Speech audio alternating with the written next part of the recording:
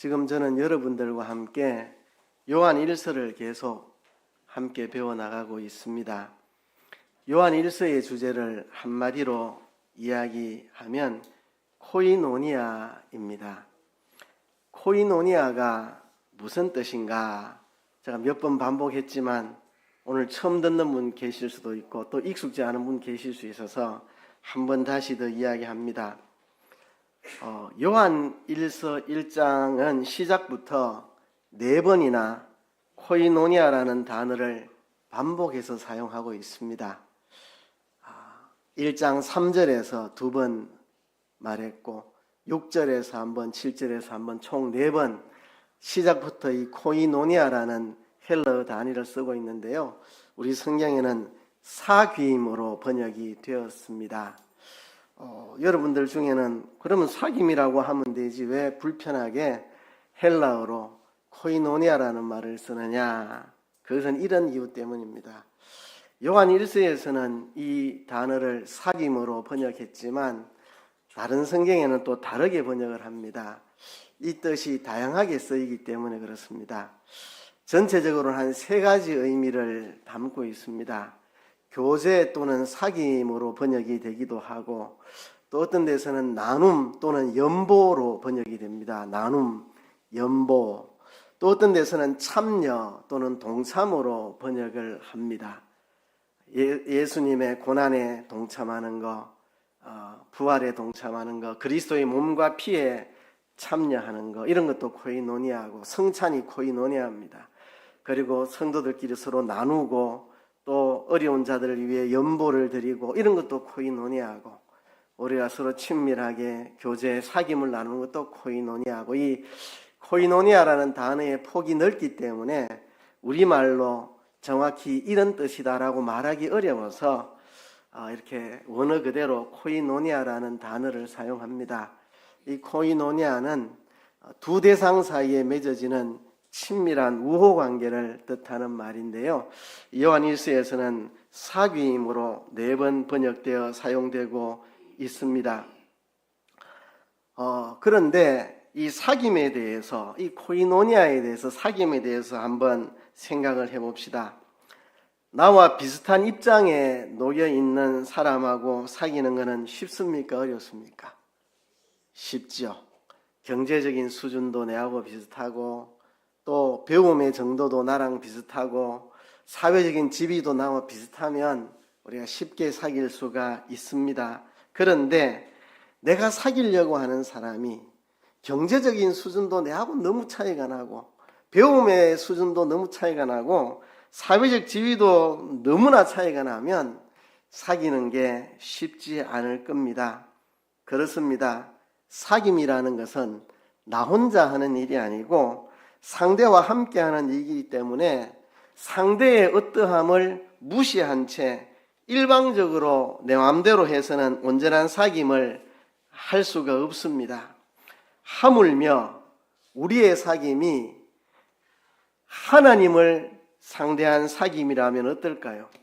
오늘 본문에 우리 하나님을 빛이라고 말합니다. 어둠이 조금도 없는 빛이라고 말씀합니다. 그런데 우리가 어떻게 하나님을 사귈 수 있단 말인가?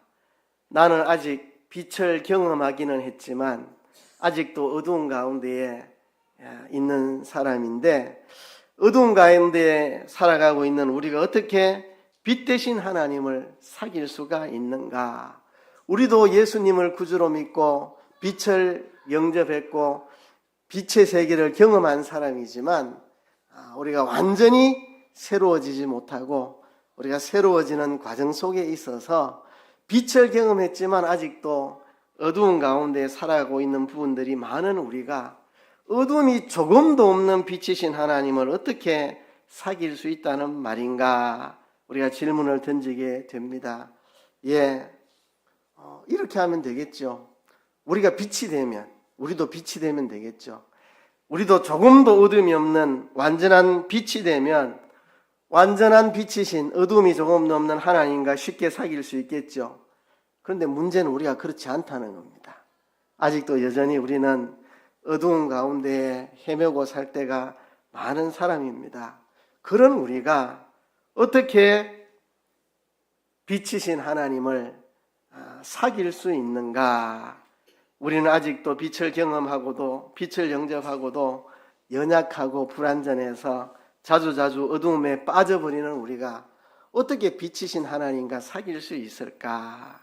오늘 그 질문을 여러분들과 함께 던져보고 그 답을 찾아보려고 합니다. 아직도 어둠에서 완전히 다 벗어나지 못한 내가 어떻게 빛이신 하나님을 사귈 수 있는가? 오늘 본문은 우리에게 이렇게 대답을 합니다. 하나님의 빛 아래서 자신의 죄를 인정하고 하나님의 빛 아래서 진실하고 책임감 있게 겸손하게 살면 빛이신 하나님과 사귈 수 있다고 우리에게 본문이 답해주고 있습니다. 요한 1서는 시작부터 아주 가슴 설레게 우리를 만들었습니다. 요한 1서가 이렇게 시작했잖아요.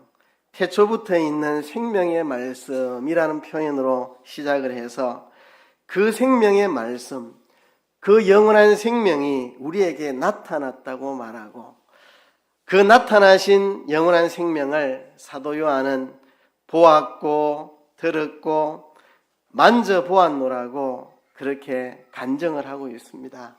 사도 요한은 그가 경험한 영원한 생명을 우리에게 전해주므로 우리와 너희 사이에 코이노니아, 사귐을 이루려고 하는데 이 코이노니아, 이 사귐은 하나님 아버지와 그 아들 예수 그리스도와 함께하는 사귐이다. 너희가 우리와 함께 아버지와 그 아들 예수 그리스도와 함께 더불어 사귀는 이 사귐 속으로 들어가는 것이라고 말합니다. 얼마나 감격스럽습니까? 그 아들과 아버지와 코이노니아 사귐을 가진다는 거 얼마나 큰 축복입니까? 말로 다 할 수 없는, 형용할 수 없는 영광스러운 교제를 이야기하고 있습니다. 하나님께서 우리를 하나님 자신과 같은 인격으로 대접해주고 우리를 하나님과 교제할 수 있는 상대자로 삼아주시는 거룩하고 놀라운 사랑입니다. 우리가 그 사랑을 받고 그 사랑 안에 거하고 그 사랑을 따라 성장해 나가는 코이노니아, 이 교제를 놀라운 축복으로 우리는 받았습니다. 이 코이노니아, 이 사귐이 얼마나 영광스러운 기쁨으로 가득한 사귐인지 1장 4절은 이렇게 선언합니다. 우리가 이것을 쓰면 우리의 기쁨이 충만케 하려 함이로라. 하나님과 교제하는 이 교제를 통해서 우리의 기쁨을 충만하게 하려고 한다. 그러니까 하나님과의 사귐은 우리의 기쁨을 충만하게 만드는 사귐이라고 선언을 했습니다. 우리의 가슴을 설레게 시작을 했습니다. 그런데 5절에 와서는 뭔가 벽에 부딪힌 것 같은 느낌을 받습니다. 우리가 당황스러운 소식을 접하게 됩니다. 5절은 이렇게 말씀합니다. 우리가 저에게서 듣고 너희에게 전하는 소식이 이것이니 곧 하나님은 빛이시라. 그에게는 어둠이 조금도 없으시니라. 하나님은 빛이시고 어둠이 조금도 없으신 분이시다. 이것이 바로 우리가 저에게서 듣고 저는 생명의 말씀이신 예수 그리스도를 저라고 말했습니다. 우리가 우리에게 나타나신 생명의 말씀이신 예수 그리스도에게 듣고 너희에게 전하는 소식이 바로 이것이다. 하나님은 빛이시고 그에게는 어둠이 조금도 없다는 것입니다. 자, 여러분은 어떤 느낌이 듭니까? 여러분이 사귀는 하나님이 빛이시고 어둠이 조금도 없다는 사실에 여러분 어떤 느낌을 받습니까?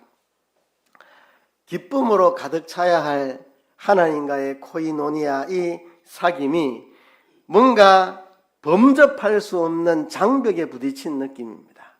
우리로서는 도저히 범접할 수 없는 장벽을 만난 느낌입니다. 어둠투성이인 내가 어떻게 어둠이라고는 조금도 없으신 빛이신 하나님과 사귄단 말인가? 나도 어둠이 조금도 없는 빛이 되면 사귈 수 있겠지만 나는 그런 사람이 아닌데 어떻게 어두움이 조금도 없는 빛이신 하나님을 사귈 수 있단 말인가? 이 설레게 시작했던 코이노니아에 대한 이야기가 이제는 장벽에 부딪힌 느낌입니다. 제가 한 번씩 설교 때 이야기한 적이 있는데요. 제가 학생 때 예수님을 구주로 영접하고 신앙에 불이 붙어서 열심히 신앙생활 할 때요. 저는 주변 사람으로부터 이런 이야기를 많이 들었습니다. 가까이 하기 부담스러운 사람이다. 너무 완벽하게 보여가지고 다가서기가 힘들다. 사람이 틈이 보여야 다가가지 틈이 보이지 않아서 가까이 하기가 무섭다. 네 눈빛을 보면 내 죄를 다 꿰뚫어 보는 것 같아서 무섭다. 네 앞에 서면 내가 죄인인 것 같아가지고 네게 다가가는 게 불편하다. 이런 이야기를 많이 들었습니다. 아무것도 아닌 제가 이제 불신 가정에서 겨우 예수 믿고 구원받은 내가 이제 믿음으로 살아보려고 조금 힘쓴다고 하는 그것 때문에 사람들 눈에 보이기는 불편한 사람, 가까이 하기 어려운 사람, 완벽해 보이는 사람, 이렇게 사람들이 느꼈다는 거죠. 하물며 아무것도 아닌 내가 예수 믿고 너무 행복해서 믿음으로 좀 살아보려고 나름대로 열심히 신앙생활 한다는 게 다른 사람에게 부담으로 작용했다면 어둠이라고는 조금도 없으신 빛이신 하나님을 우리가 어떻게 다가가서 사귈 수 있다는 말인가? 뭔가 장벽에 부딪힌 느낌이 듭니다. 이제 요한일서는 우리가 빛이신 하나님과 함께하는 코이노니아를 누린다는 것이 무엇을 의미하는지 하나하나 설명해 갈 것입니다. 어떻게 우리가 하나님과 그런 코이노니아를 참된 기쁨으로 누릴 수 있는지를 이제 설명해 갈 것입니다. 하나님과의 사귐의 비밀이 이제 조금씩 요한일서가 진행하면서 풀려나갈 것입니다. 우리의 사귐의 대상인 하나님은 어두움이 조금도 없는 빛이십니다. 이거는 불변하는 사실입니다. 우리가 바꿀 수 없는 사실입니다. 우리가 인정하고 그대로 받아들여야 하는 것입니다. 여러분, 사귐에 있어서 상대방 그대로 인정하지 못하면 우리가 누군가와 사귈 수 없습니다. 사람과의 사귐도 마찬가지입니다.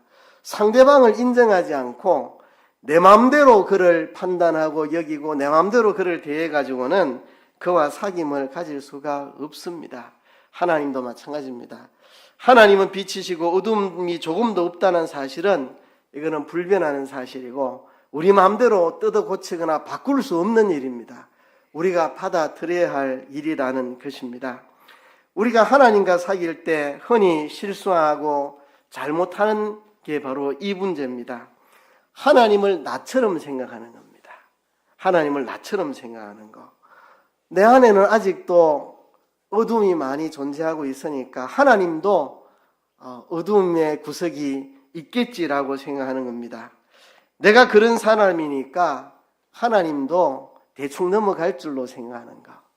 내가 죄를 잘 지으니까 하나님도 죄에 대해서 허용적이고 용납하고 하나님도 죄를 슬쩍슬쩍 눈 감아주고 하나님도 죄를 그냥 크게 여기지 않고 넘어가시는 하나님으로 그렇게 생각하는 거.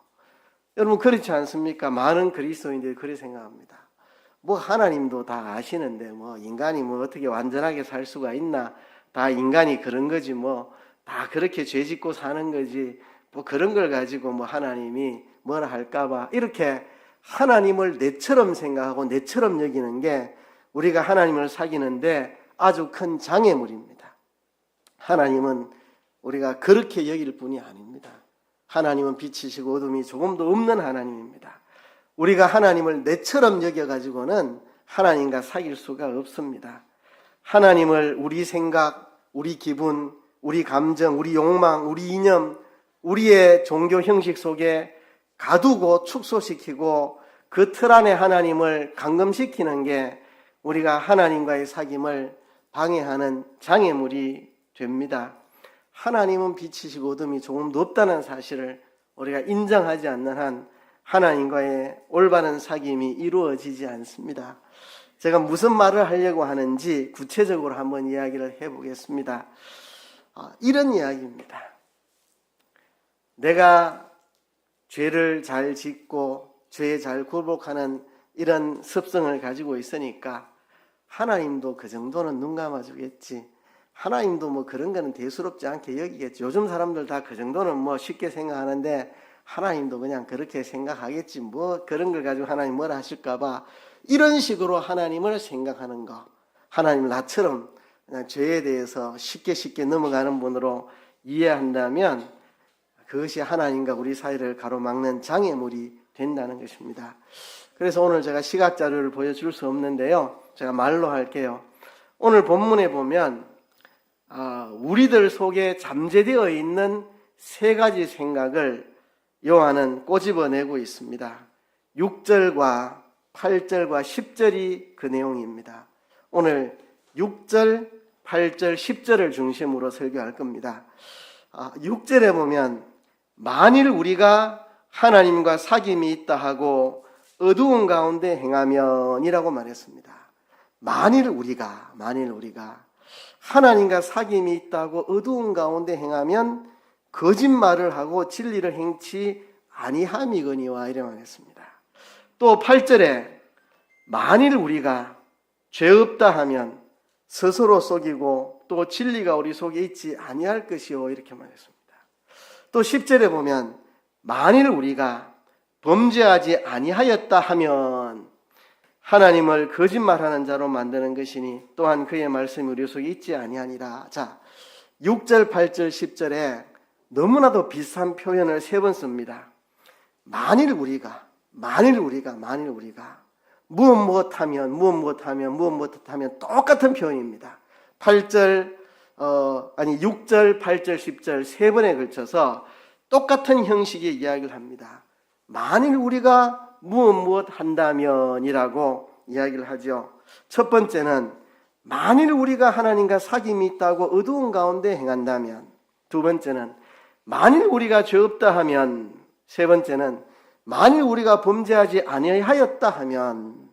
그 말이 그 말 같고 그 말이 그 말 같은데 왜 세 번 반복했을까 하는 의문이 생기죠. 이 세 가지 표현을 자세히 뜯어보면 이야기하는 것이 비슷하면서도 상당히 다른 이야기를 하고 있습니다. 상당히 점진적인 이야기를 하고 있습니다. 6절보다는 8절이 더 심각한 상태를 말하고 8절보다는 10절이 더 심각한 상태를 이야기하고 있습니다. 점진적으로 안 좋은 쪽으로 떨어지고 있는 모습을 이야기합니다.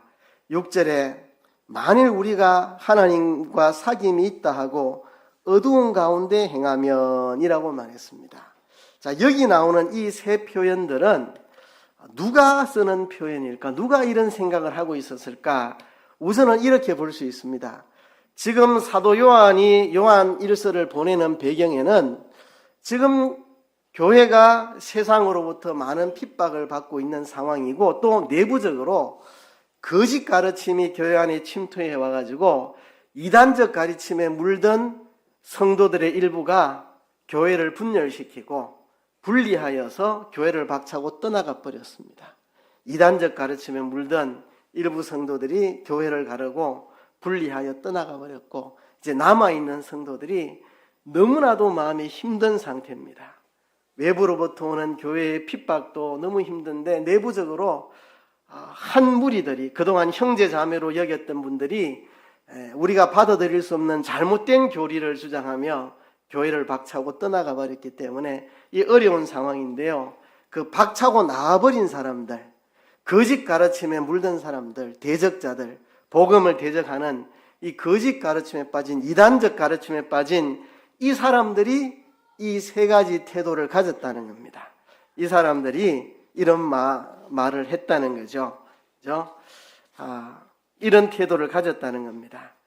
우리가 하나님과 사귐이 있다고 하고 어두운 가운데 행하고 그리고 우리는 죄 없다고 주장을 하고 또 우리가 범죄치 아니하였다고 하고 이 세 가지 주장들은 교회를 갈라 떠나가 버린 그 이단자들의 주장이었고 그런데 여기에 그들이라고 말하지 않고 우리라고 말합니다.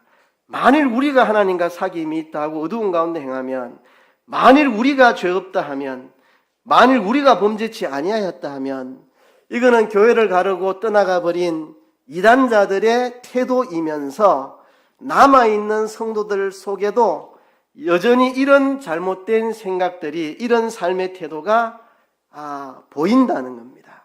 너희는 교회를 박차고 떠나간 저 이단자들의 가르침에 물들어서는 안 된다. 우리는 그렇게 해서는 안 된다. 우리는 그런 주장에 빠져들어서는 삼위 하나님과의 참된 기쁨의 교제 속으로 들어갈 수가 없다. 그래서 저 이단자들처럼 우리도 하나님과의 이 사귐에 방해를 받을 수 있는 장애물 세 가지를 사도 요한은 지금 지적하고 있습니다. 그 첫 번째가 6절입니다. 만일 우리가 하나님과 사귐이 있다고 어두운 가운데 행하면, 이것은 위선을 말합니다. 위선. 우리가 하나님과 사귐이 있다고 하면서, 빛 대신 하나님과 우리가 사귀고 있다고 말하면서 실상은 어두운 가운데 행하고 있다는 거, 대단히 위선적인 거죠. 위선적인 거. 사람들의 눈을 속이는 겁니다. 사람들 눈에는 내가 경건해 보이고 의로워 보이고 선해 보이지만 사실 내 삶은 어두운 가운데 행하고 있다는 거죠. 이런 게 이제 위선입니다. 사람들의 눈을 속이는 겁니다. 경건하게 보이고, 그렇죠? 의로워 보이고 선하게 보일 뿐 전혀 경건하지도 않고 의롭지도 않고 선하지도 않은 어두운 가운데 행하고 있다는 겁니다. 여기서 빛이라 어둠이라고 하는 것은 무엇을 가리켰느냐? 우리가 그는 뭐 상식적으로 본능적으로 다 압니다. 빛이 의라면 어둠은 불의가 되겠고, 그죠? 죄가 되겠고, 빛이 선이라면 어둠은 악이 되겠고, 그죠? 빛이 경건이라면 어둠은 불경건이 되겠고, 빛이 거룩이라면 어둠은 세속이 되겠고, 그죠? 이렇게 서로 상반된 것들을 한마디로 빛이라 어둠이라 이렇게 말했는데요. 우리가 빛 대신 하나님과 사귐이 있다고 말하면서 겉으로는 내가 의롭다고 경건하다고 선한 길을 간다고 사람들에게 보이고 나타내지만 속으로는 우리 안에 어두운 가운데 행하며 살아가고 있는 모습, 외식적인 위선적인 모습, 이것이 하나님과 우리 사이의 교제를 가로막는 장애물이 되고 있다는 것입니다. 이것은 하나님과 우리 사이의 교제만 가로막는 게 아니라 우리 사이의 교제도 가로막습니다. 위선적인 태도를 가지고 사람과 친밀한 교제에 들어갈 수가 없습니다. 아무리 봐도 그의 속을 볼 수가 없는 위선적인 가면만 보이고 그 속이 보이지 않으면 어떻게 사람들과 이웃과 형제들과 친밀한 교제를 나누겠습니까? 위선적인 태도로 하나님과 교제 속으로도 들어가지 못하고 사람들과의 친밀한 교제 속으로 들어가지도 못합니다. 어떻게 하면 이것을 극복할 수 있는가? 우리에게 진실성이 필요합니다. 진정성이 필요합니다. 말과 행동의 일치됨, 그렇죠? 말과 행동의 일치됨. 우리가 아직 연약해서 때로 죄를 짓기도 하고 때로는 어두움 가운데 행할 수 있습니다. 그 자체도 좋은 건 아니죠. 그러나 그보다 더 문제는 우리가 위선을 한다는 것이 더 악한 문제입니다. 우리가 죄를 짓고 넘어지면 주님 앞에 우리의 잘못을 고백하고 용서를 구하고 주님 피로 씻음받고 다시 일어서면 됩니다. 그러나 위선을 행하면 아무것도 안 됩니다. 내가 어둠 속에 행하고 있으면서도 나는 이미 경건한 척, 의로운 척, 나는 다 된 것처럼, 나는 훌륭한 신앙인 것처럼 포장하고 당당하게 살아가고 있다면 돌이킬 방법이 없습니다. 이 사람은 하나님과의 교제 속에 들어갈 수가 없고 자기가 어둠 속에 있다는 것을 인정하고 고백하고 주님, 내가 죄를 지었습니다. 내가 지금 어두운 가운데 헤매고 있습니다. 주님, 연약함을 불쌍히 여기시고 나를 긍휼히 여주소서 하고 주님께 부르짖어야 우리가 주님의 피로 씻음받고 다시 회복되고 일어설 수 있는데, 위선에 우리가 가면을 쓰고 있다면, 위선의 가면을 쓰고 있다면 나는 실상은 어두운 가운데 살아가고 있으면서 빛 대신 예수님을 만나놓고도 여전히 어두움의 길을 걸어가면서도 나는 의로운 양, 나는 빛의 삶을 사는 양, 위선의 삶을 살고 있다면 하나님과의 교제 속으로 우리가 절대로 들어갈 수가 없다는 사실을 여기에서 말하고 있습니다. 그래서 우리가 진실성을 회복해야 됩니다. 진정성을 회복해야 됩니다. 말과 행위가 일치되는 진정성을 우리가 가져야 됩니다. 예수님 당시에 종교 지도자들 하나같이 위선자들이었습니다. 하나같이 위선자들. 그러나 그 가운데에 진정성을 가진 사람들이 있었습니다. 나다나엘 같은 사람. 너는 참 이스라엘이라 네 속에 간사함이 없다. 예수님이 나다나엘을 보고 너는 참 이스라엘이라 네 속에 간사함이 없다. 그에게는 진정성이 있었고 진실함이 있었습니다. 사도 바울이 교회를 그렇게 핍박했지만 왜 사도 바울을 하나님이 돌이켜 사도로 세우셨느냐? 그에게는 진실성이 있었습니다. 내가 믿지 않을 때 알지 못하고 행하였습니다. 내가 정말 몰라서 그랬지. 알았다면 내가 그렇게 하지 않았을 것이다. 예수님 당시의 종교 지도자들은 다 알면서 알 거 다 알면서 예수님을 핍박했던 자들이고 바울은 진짜 몰라가지고 지식만 바꾸어주면 주를 위해 목숨까지 바칠 수 있는 사도 바울, 그에겐 진실성이 있었습니다. 우리가 때로는 연약해서 죄를 지을 수 있죠. 때로는 연약해서 어두움을 헤맬 수도 있죠. 그러나 우리가 진실성을 가져야 됩니다. 그래야 빛이신 하나님 앞에 우리가 죄인됨을 고백하고 주님 피로 씻음받고 회복되어 주님과의 친밀한 교제 속에 들어갈 수가 있습니다. 첫 번째 6절은 우리의 위선을 지적하고 있고 우리에게 진실함이 있어야 된다. 하나님 앞에 내가 죄를 지었음을 고백하고 내가 그런 죄를 지었음을 인정하는 위선의 가면을 벗어버리고 나의 죄악을 그대로 고백하고 하나님 내가 빛을 받았지만 오늘도 잠시 어두운 가운데 헤맸습니다. 진실한 사람이 되어야 한다는 거죠. 두 번째는 8절인데요. 만일 우리가 죄 없다 하면 스스로 속이고 진리가 우리 속에 있지 아니할 것이요. 이거는 6절보다 더 심각한 상황입니다. 여기서 만일 우리가 죄 없다 하면이라는 말은 이런 말입니다. 그래, 내가 죄를 짓기는 지었어. 그래, 내가 죄 지은 걸 인정해. 앞에서는 죄가 없는 척, 죄를 짓고도 죄를 안 짓고 의로운 척 자기가 가면을 쓰고 포장하는 것이라면 이 8절은 그래, 내가 죄를 지었어. 그렇지만 나는 죄가 없어. 나는 죄를 지었지만 나는 죄가 없어. 나는 죄 지어도 괜찮은 사람이야. 나 죄 지어도 아무 문제 없어. 죄 지어도 예수님의 십자가의 피로 용서받아서 난 천국 가는 사람이야. 난 어차피 천국 갈 사람이라 죄 지어도 괜찮아. 나는 죄를 지었으나 내한테 죄는 없어. 이렇게 주장하는 사람들. 초대교회로 말하면 영지주의자들이 이렇게 주장했습니다. 영지주의자들은 영은 선하고 이로운 것이고 육은 본래 더러운 것이라서 육은 원래 더러운 거니까 원래 육은 더럽게 사는 거다. 그러니까 우리가 영만 구원 얻으면 육은 더럽게 살아도 괜찮다. 그래서 내 육체는 원래 더러운 거니까 더럽게 살아도 죄를 지어도 이거는 내 영혼에 아무런 영향을 미치지 않는다. 육체로 내가 얼마나 음란하고 방탕하고 더럽게 살아도 내 영혼에는 아무런 영향이 없다. 내 영혼이 구원 얻는 데는 아무 지장 없으니까 그냥 육체로 죄 지어도 나는 죄가 없는 거야 라고 주장하는 사람들. 또 가연설 주장하는 사람들. 예수님이 이 땅에 오실 때 육체로 임한 것이 아니다. 육체는 더러운 건데 어떻게 거룩하신 하나님이 육체를 입을 수가 있느냐. 그냥 사람의 모습으로 신비하게 보여진 것뿐이지 육체를 입지 않았다고 주장하는 사람들. 이런 사람들은 가연설주의자, 영지주의자 이런 사람들은 육체는 죄를 지어도 죄가 안 된다고 주장하는 사람들입니다. 성경은 그렇게 말하지 않습니다.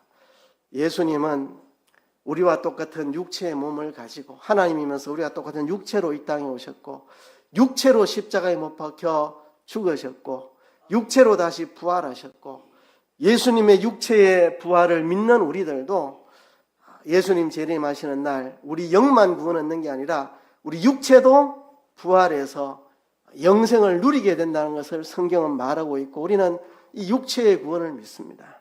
우리의 영의 구원과 더불어 육체의 구원을 우리는 믿고 있습니다. 그렇죠? 오늘날도 이런 비슷한 주장하는 사람들이 있습니다. 구원파 사람들. 구원파라고 하는 이단성을 가지고 있는 사람들. 이래 말하죠.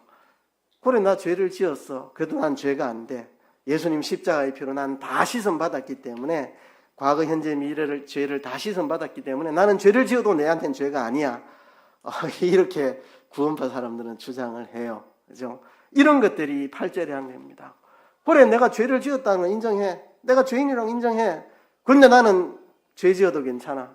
죄 안만 지어도 나는 상관없어. 나는 천국 가는데 지장 없고, 죄 지어도 나는 천국 가. 그래서 나는 그냥 죄 짓고 살 거야. 이렇게 주장하는 사람들. 그죠? 오늘날도 이런 사람들이 많이 있습니다. 구원파가 아닐지라도 정통적인 교회 안의 사람들도 예수님 피로 내가 구원받았다는 이유 때문에 나는 어차피 천국 갈 사람인데 나는 구원이 취소되지 않는데 이제는 죄 짓고 살아도 큰 문제 없다. 그래서 나는 죄를 지어도 나는 죄를 안 지은 거나 다름없다. 나 어차피 천국 간다. 이렇게 하고 죄를 짓기를 계속하는 사람들. 그죠? 이렇게 살아서는 주님과 친밀한 교제를 누릴 수가 없다는 거죠. 그래서 만일 우리가 죄 없다 하면 스스로 속이고 또 진리가 우리 속에 있지 아니할 것이요. 이미 이거는 자기를 속이는 겁니다. 기만의 죄입니다. 기만의 죄. 앞에서 말한 게 위선의 죄라면 이거는 위선의 죄보다 더 무서운 죄입니다. 기만의 죄. 위선의 죄는 남을 속였다면 이 기만의 죄는 자기를 속이는 겁니다. 나는 죄를 지어도 괜찮아. 나는 죄를 지었지만 죄인은 아니야. 그래서 나는 죄 마음대로 짓고 살아도 천국 가는데 지장 없어. 이제 죄 짓고 살 거야. 자기를 기만하는 거, 자기를 속이는 겁니다. 스스로를 속이고 진리가 우리 속에 있지 아니한 하나님의 말씀 진리가 우리 속에 있지 않고 스스로가 스스로에게 속는 이런 행동이다. 우리는 책임을 가져야 됩니다. 책임을. 그렇죠? 죄에 대한 우리가 책임감을 가져야 합니다. 우리가 예수님 피로 구속함을 받았다면 그것은 우리의 삶으로 나타나야 됩니다. 그렇잖아요. 불이 있는데 따뜻하진 않아. 그런 게 어디 있습니까? 불이 있으면 반드시 따뜻하죠. 빛이 있지만 밝지는 않아. 그건 거짓입니다. 예수님 피로 우리가 구속을 받았지만 나는 죄 가운데 그냥 살아도 괜찮아. 그런 건 없습니다. 우리가 예수님 피로 죄사함을 받았다면 예수님 피로 죄사함 받은 그것이 우리의 삶으로 나타나야 됩니다. 죄를 지었을 때 마음 아파하고 통회하고 자복하고 예수님이 산상수훈에서 말씀하신 것처럼 심령이 가난하고 애통하고 의에 줄이고 목마르고 구원받은 사람이라면 그게 있어야 구원받은 사람이죠. 나 구원받았어. 그래서 이제 죄 마음대로 지어도 괜찮아. 이건 논리적인 모순입니다.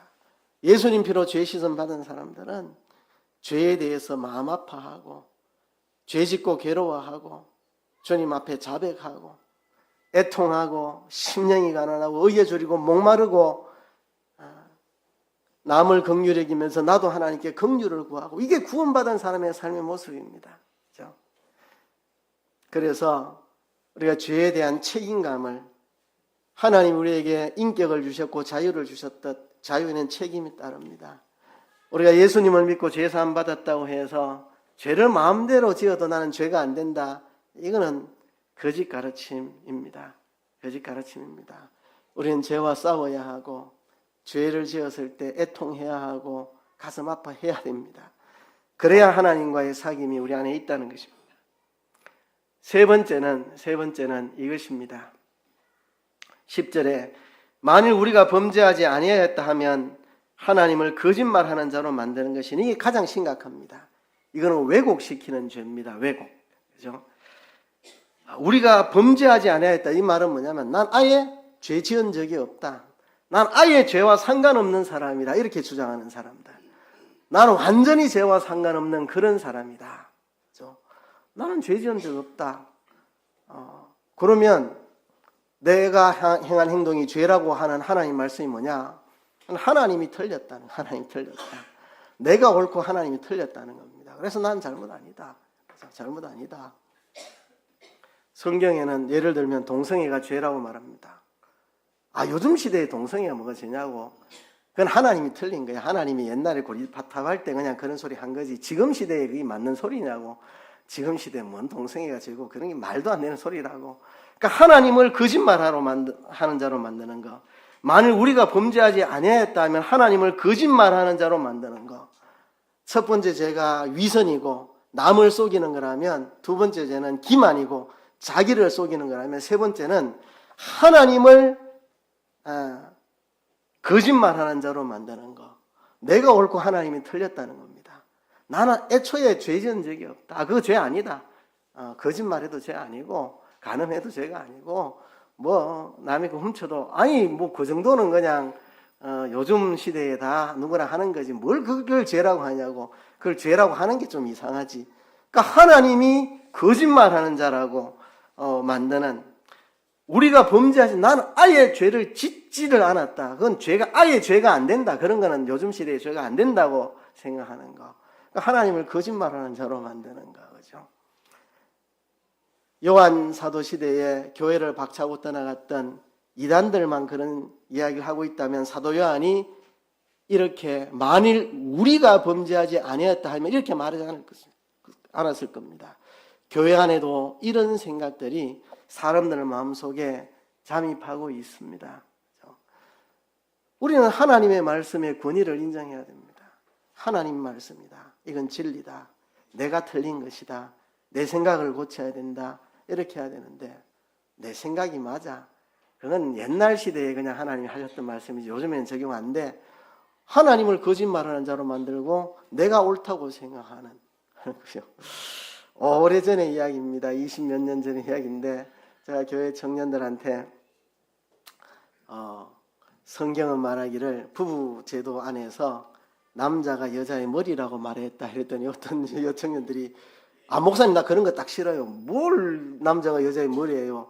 나 그런 거 마음에 안 들어요. 그래서 내가 하나님 말씀인데 네 마음에 안 든다고 틀렸다 그러면 되냐 내가 그랬더니 그래도 마음에 안 드는 걸요. 10절이 그런 걸 이야기하는 겁니다. 우리가 범죄하지 아니하였다 하면 하나님을 거짓말하는 자로 만드는, 내가 옳다. 그럼 성경은 뭐냐? 하나님이 틀린 거지 뭐. 그건 시대착오적인 말을 옛날에 한 거지. 나는 고칠 생각이 없다. 나는 이게 맞다. 난 내 길 가겠다. 이게 10절의 태도입니다. 그래서 지금 사도 요한이 말하고 있는 이것입니다. 하나님은 빛이시고 어둠이 조금도 없으시다. 그 하나님과 사귄다면 첫째로 위선을 벗어버리라.